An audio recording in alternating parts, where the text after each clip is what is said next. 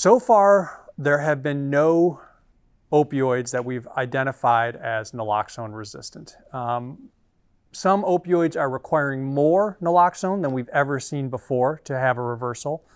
And then sometimes naloxone doesn't work because it was introduced too late. There is a movement right now to increase the potency and the amount of naloxone in those that are dispensed out there.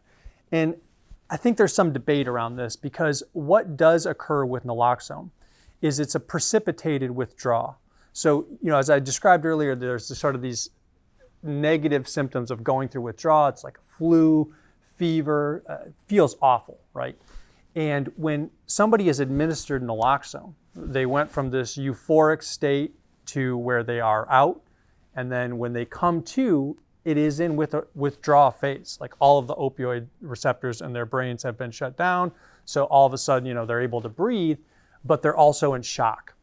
And so sometimes this can look like folks are behaving violently because of how they're being resuscitated. And that shock, that kind of jump up shock, is directly related to how much naloxone that individual's given. So when EMS gives an intramuscular dose, people are much more likely to kind of shoot up, as opposed to when police usually give the intranasal, they wake up a little bit slower.